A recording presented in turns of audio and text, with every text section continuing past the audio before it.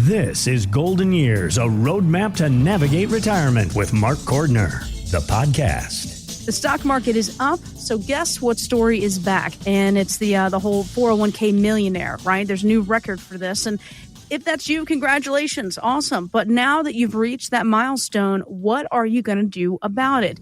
Do you keep pushing more money into the market, or do you put it into a less volatile place than the stock market? Mark, what are your thoughts? That's a profound insight, I think, because we go through different seasons of life, and as people have success, and certainly as they age, the feeling more often than not is that they want to preserve what they've accomplished in the past. They don't want to keep leaving it hanging out there for potential losses. Now, I'm not saying that the stock market is a bad place to be. I have money there myself, and my clients do. We encourage that to offset it, to beat inflation, hopefully.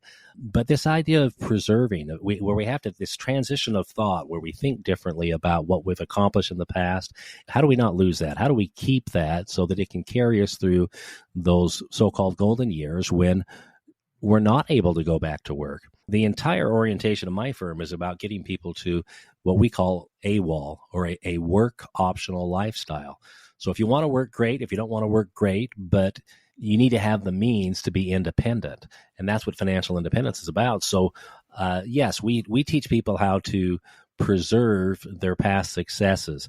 Often that means pulling some money out of the market. We teach what we call a two-pocket approach, where some money is in the market. And so as the market goes up, we can pull from that.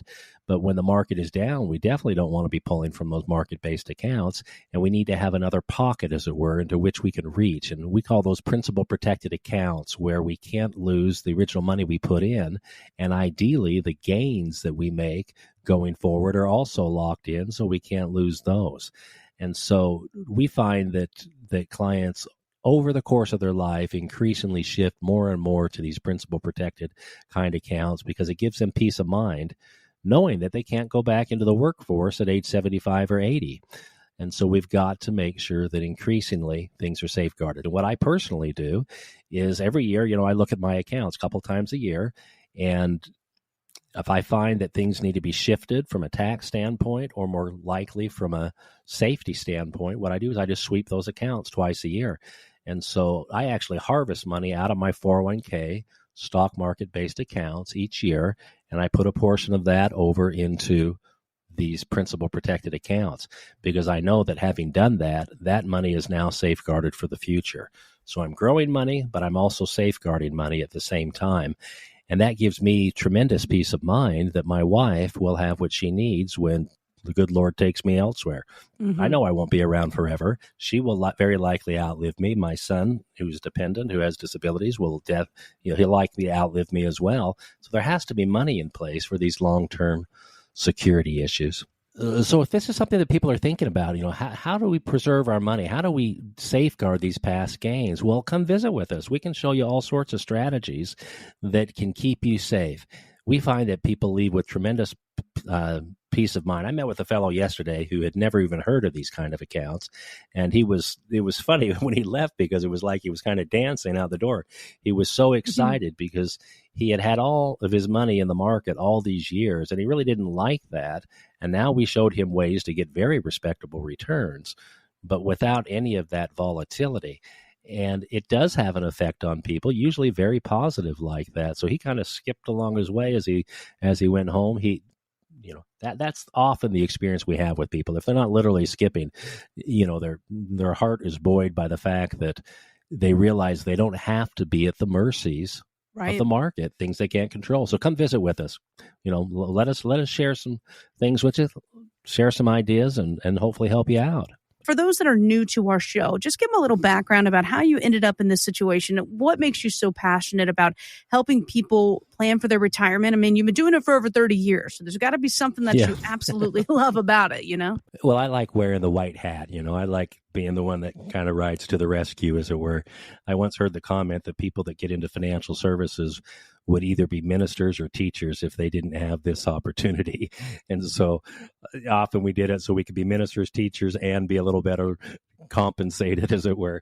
I love what I do because we can literally transform people's perspective about their future. And when they understand what it is we're doing for them, and that sometimes is a process, where it takes a little bit of time for what I'm saying and what they're hearing to kind of line up and connect, as it were. Mm-hmm. But once that epiphany happens, that light bulb goes on for people, it is so liberating for them, and it's kind of joyful for me, because I get to see it in their eyes that, oh, I don't have to worry about money. I can go live my life. I can go experience the things that are most important to me.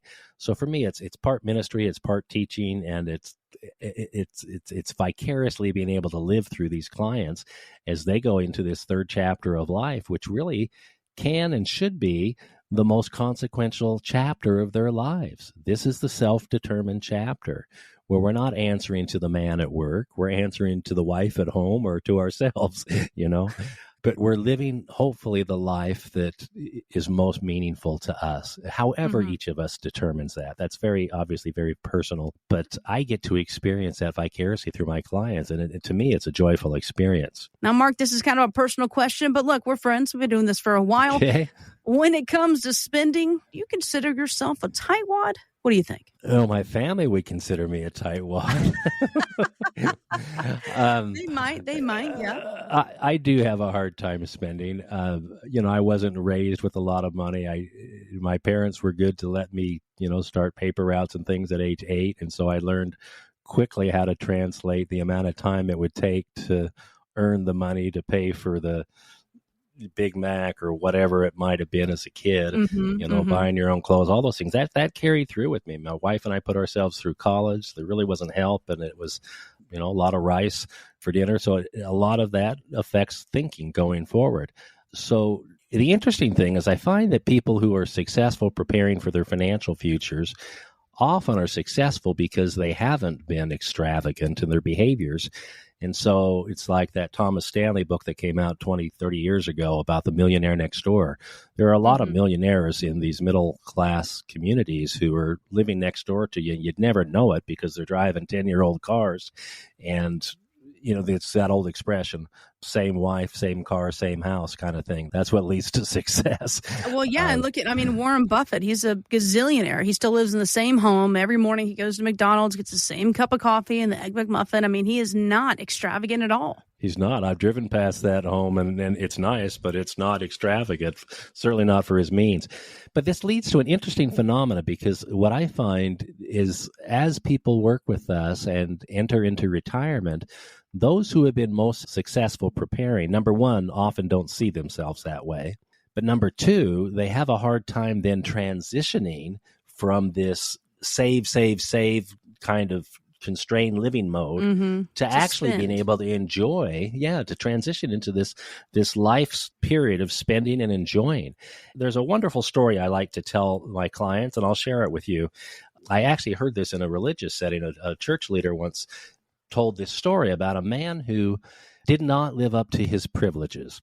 This man had very little income, and he lived a very modest lifestyle, and all his life he dreamed of being able to go on a cruise ship and have this experience that he had seen on TV and all these things.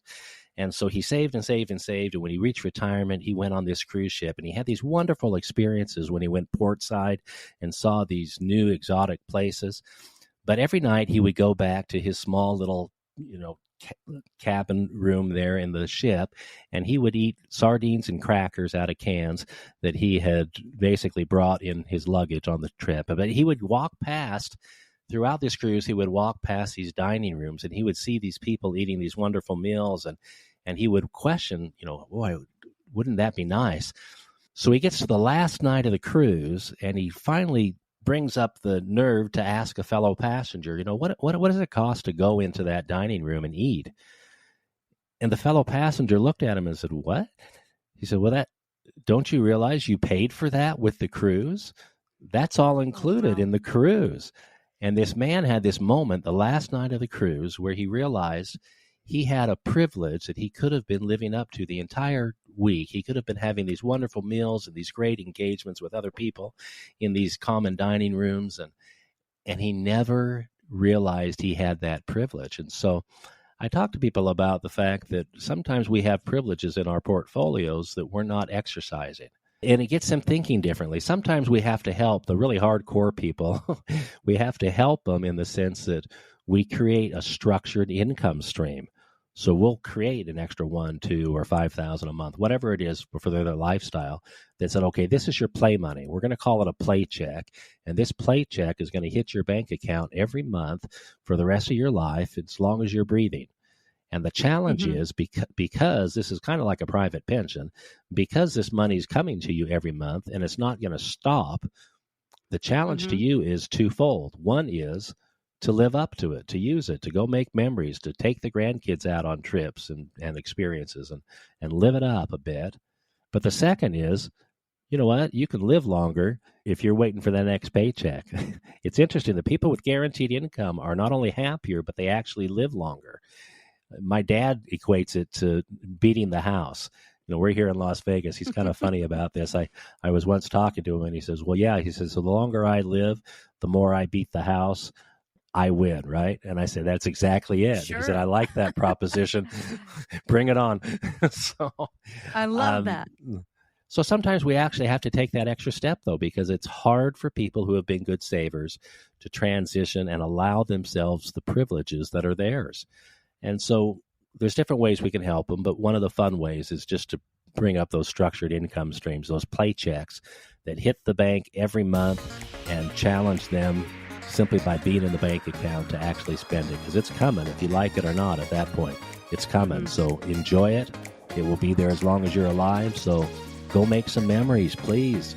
Go live. Yeah. Investment advisory services offered through Golden Years Financial LLC, a registered investment advisory firm. Insurance is offered through Golden Years Insurance Services. These firms do not provide legal or tax advice. Consult your own legal and tax advisors before taking actions that may have tax implications. Investing in securities involves risk, including the potential loss of principal. Insurance contracts' principal protection is based on the claim-paying ability of the respective insurer. None of the information contained on this website shall constitute an offer to sell or solicit to buy a security or insurance product. The information and opinions contained on this site or requested from this site are provided by third parties believed to be reliable, but accuracy and completeness cannot be guaranteed. They are provided for informational purposes only and are not a solicitation to buy or sell any of the products mentioned. Any media logos and/or trademarks contained herein are the property of their respective owners, and no endorsement by those owners of Mark Cordner, Golden Years Financial, or Golden Years Insurance is stated or implied.